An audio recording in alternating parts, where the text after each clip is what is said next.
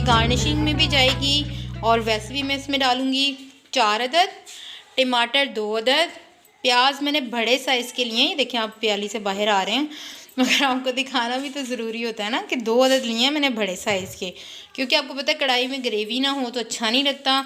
गरम masala 1 tablespoon, black pepper 1 tablespoon, salt 1 tablespoon, chaat masala भर के 2 टेबलस्पून, लहसुन अदरक, लहसुन 1 अदद है, अदरक का 1 टुकड़ा था, और हरी मिर्चें 3 अदद, इनको मैंने कूट लिया है। हरा धनिया हस्बे ज़ायका और हस्बे ज़रूरत, लीमू 2 अदद। ठीक है। अच्छा, हमारी ये बीफ कढ़ाई में आपको पता है कढ़ाई है तो इसमें मैरिनेशन लाजमी होगी। इसकी मैरिनेशन कैसे करनी है, सबसे पहले तो हम आते हैं प्याज की तरफ। इसको हम लोग एक साइड पे कुक होने के लिए रख देते हैं। ये ब्राउन हो जाएगा, डार्क ब्राउन, तो हम इसमें इसको मैरिनेट करेंगे। चले आइए स्टार्ट करते हैं, रेसिपी की तरफ चलते हैं। देख सकते हैं मैंने ऑयल ले लिया, ऑयल ज़्यादा नहीं जाएगा, बस इसको प्याज को हमने डार्क ब्राउन शेड देना है। ठीक है। ऑयल जैसे ही गर्म होता है हम लोग इसमें डाल देते हैं अपना प्याज। अच्छा, ऑयल हमेशा हस्बे ज़रूरत मैं आपको बताती हूँ। अच्छा ठीक है, अब हम इसकी मैरिनेशन की तरफ चलते हैं। इस पर हमने डाला गरम मसाला, ब्लैक पेपर, इसमें मैं रेड पेपर का इस्तेमाल नहीं करूँगी, ये आप काली मिर्च वाली कढ़ाई भी कह सकते हैं भाई। सॉल्ट,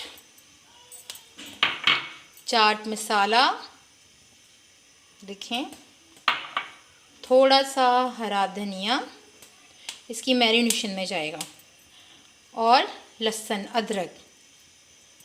चेक करें, मैंने सारी चीज़ें आपके सामने डाली हैं। मेरा ऑयल जो है गरम हो गया है, इसमें जाएगा प्याज, इसको हमने करना है ब्राउन। ठीक है। अच्छा जी, देख सकते हैं प्याज जो है हमारा कुक होने लग पड़ा है। जैसे ही ब्राउन होगा, इसकी फ्लेम आप कम रखिएगा, हम गोश्त को मैरिनेट करते हैं। ये चेक कर सकते हैं। अब इसी के अंदर हम लोगों ने टमाटर भी ऐड करने हैं। ठीक है, मैं आपके सामने ही करूँगी, ये देखिए।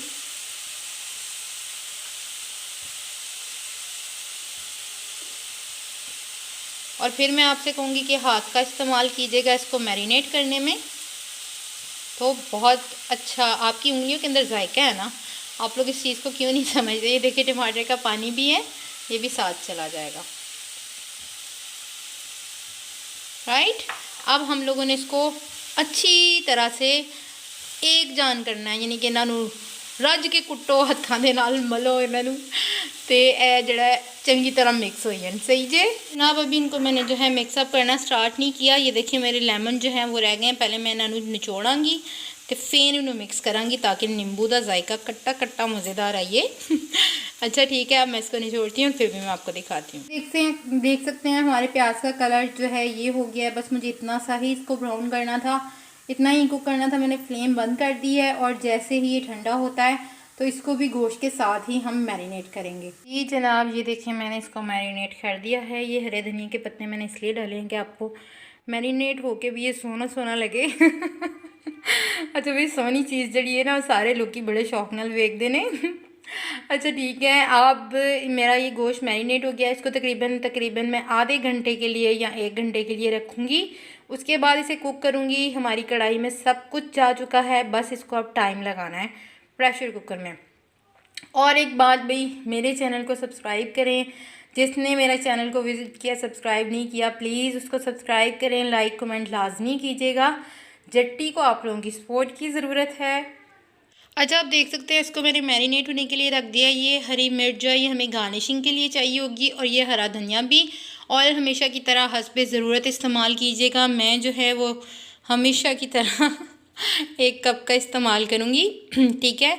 अभी हम लोग वेट करेंगे, इसको देख देख के मुंह में पानी लेके आएंगे जितनी देर तक ये पक नहीं जाता। हमारी बीफ बोनलेस कढ़ाई जो है वो अभी वेटिंग पे है। जी जनाब, हमारे गोश्त को मैरिनेट हुए हुए तकरीबन आधा घंटा या 40 मिनट हो गए होंगे। मैंने इससे ज़्यादा टाइम नहीं दिया क्योंकि मेरे पास इतना टाइम नहीं था, और मैं इसको अब कुक करने लगी हूँ। अगर आपके पास टाइम है तो तकरीबन 2 घंटे इसको तो लाजमी मैरिनेट करें। ठीक है। आइए अब चलें स्टार्ट करते हैं। देखें गोश्त ने किस तरह से पानी छोड़ दिया है। गोश्त का भी अपना भी पानी है, इस वजह से इसमें इतना पानी नहीं जाएगा। अब मैं इसको आपके सामने ही डालती हूँ प्रेशर कुकर में। मैं इसमें प्रेशर कुकर में डाल दिया है सारे गोश्त को, आप चेक कर सकते हैं। मैंने इसमें अब कुछ भी ऐड नहीं करना, क्योंकि आपको पता है मैंने सारी चीज़ें इसमें ऑलरेडी डाल दी हैं। ये देख सकते हैं आप, इसकी खुशबू बहुत ज़्यादा कमाल की है। अभी से ही इतनी अच्छी खुशबू आ रही है, तो फिर देखें बाद में क्या हाल होगा। अच्छा, अब इसमें जाएगा हाफ़ ग्लास पानी। जी जनाब, मैंने इसमें पानी ऐड कर दिया। आप देख सकते हैं हाफ़ ग्लास से थोड़ा सा ज़्यादा था, वो मैंने इसमें ऐड किया। मैं इसको चूल्हे पे रखने लगी हूँ। टाइम दूंगी 20 मिनट से ज़्यादा टाइम मत दीजिएगा, क्योंकि ये बोनलेस है तो ये ज़्यादा जल्दी गल जाएगा, ठीक है। अगर हड्डी होती तो थोड़ा सा प्रॉब्लम हो सकता था। हमारी बीफ हांडी जो है, बीफ बोनलेस हांडी जो है, कढ़ाई, वो जाने लगी है चूल्हे पे। चलिए आइए स्टार्ट करते हैं। आप देख सकते हैं भाई, मैंने इसको टाइम दे दिया। अभी फ़िलहाल फ्लेम जो है वो हाई है। जैसे ही ये कुक होना स्टार्ट होगा तो मैं इसका थोड़ा सा चूल्हा कम कर दूँगी, ठीक है। 20 मिनट जैसे ही प्रेशर की टूटी स्टार्ट होगी तो आपका टाइम स्टार्ट होगा, ठीक है। देखिए फ़िलहाल मैंने ऑयल का इस्तेमाल नहीं किया। ऑयल का इस्तेमाल तब करेंगे जब हम इसकी भुनाई करेंगे, ठीक है। अच्छी तरह जब इसको भूनेंगे तब इसमें ऑयल का इस्तेमाल होगा। पानी ड्राई हो गया होगा क्योंकि ये कढ़ाई है, तो इस वजह से। वैसे भी आपको पता है बीफ को प्रेशर के टाइम के बाद ही ऑयल यूज़ करते हैं, सही। ये देखें भी, आपको आवाज़ आ रही होगी, मैंने इसका प्रेशर जो है वो वेट जो है वो उतार दिया है, और तकरीबन इसको 15 मिनट हो गए हैं, ठीक है। और अब मैं इसको चेक करने लगी हूँ कि ये गला है कि नहीं गला। आप आवाज़ सुन सकते हैं, आप देख सकते हैं। देखिए मैंने इसको भी प्रेशर को हटाया। मैं ये देखती हूँ मेरा गोश्त गला है कि नहीं गला। जनाब मैंने चेक कर लिया। अभी ये गोश्त है जिस तरह से मुझे चाहिए उस तरह से नहीं गला। इसको मैं 5 मिनट और टाइम दूँगी, फिर आपको दिखाऊंगी। आप चेक कर सकते हैं, मैंने इसको प्रेशर कुकर से कढ़ाई में डाल दिया है। मेरा गोश्त जो है वो गल गया है। अब मैं इसमें ऑयल डालूंगी। आप अपने हिसाब से डालिए, मैं अपने हिसाब से डालूंगी 1 कप। ये आप चेक कर सकते हैं। मैं इसमें ऑयल डालूंगी, तकरीबन ½ कप मैंने इसमें ऑयल लिया है, आप देख सकते हैं। ये देखिए, बस अब इसमें भूनना है और हमारी जो है बीफ कढ़ाई जो है वो रेडी हो जाएगी। ये देखिए मैंने इसकी फ्लेम जो है वो हाई कर दी है। अब मैं इसको अच्छी तरह से इसकी भुनाई करके तो फिर आपको दिखाऊंगी। ऑयल इसने ऑलरेडी मैंने भी डाला है, तो इस वजह से आपको लग रहा है अब मसाला और ये सब कुछ एक जान हो जाना चाहिए, तो आपका ये सालन जो है वो तकरीबन रेडी हो जाएगा। ये देखें हमारी जो कढ़ाई है वो बीफ बोनलेस कढ़ाई जो है वो तकरीबन रेडी हो रही है। बस ये भूनने की स्टेज पहुँच रही है। चेक करें, मैंने इसमें अब थोड़ा सा धनिया डाल देना है। थोड़ी सी जो मैंने काट के हरी मिर्च रखी थी वो ऐड की हैं। अब मैं इसको मिक्स अप करूँगी। आप देख सकते हैं इसकी कितनी खूबसूरत लुक आ रही है।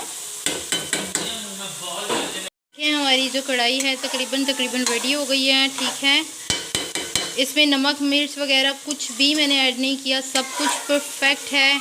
मैंने सब चेक कर लिया है। आपको कोई कमी पेशी लगे तो आप ज़रूर ऐड कीजिएगा, मुझे बिल्कुल भी कोई चीज़ कम नहीं लगी, ठीक है। ये देखें भाई हमारी कढ़ाई हो गई है बीफ बोनलेस कढ़ाई रेडी। अब मैंने चूल्हा ऑफ़ कर दिया है। अब मैं इसको डिश आउट करके आपको दिखाती हूँ। डिश आउट बस मैंने हरे धनिए से करना है और मैं कढ़ाई से भी इसको आज नहीं निकालूंगी। जी जनाब, आप चेक कर सकते हैं हमारी बीफ कढ़ाई वो रेडी है, खाने के लिए तैयार है। ये चेक करें, ये देखिए मैंने इसको आपके सामने ही हरे धनिए से डेकोरेट किया, ठीक है। ये आप देखें बहुत लजीज है। मेरी रेसिपी को ज़रूर ट्राई कीजिएगा, दुआओं में याद रखिएगा।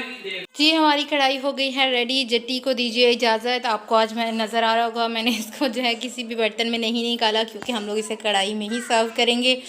भाई बीफ बोनलेस कढ़ाई है तो फिर उसको कढ़ाई में ही सर्व किया जाए तो बहुत अच्छी बात है। दुआओं में याद रखिएगा। मेरे चैनल को सब्सक्राइब करना, लाइक करना, कमेंट करना मत भूलिएगा। जट्टी को दीजिए इजाज़त। फ़ी मारुल्लाह।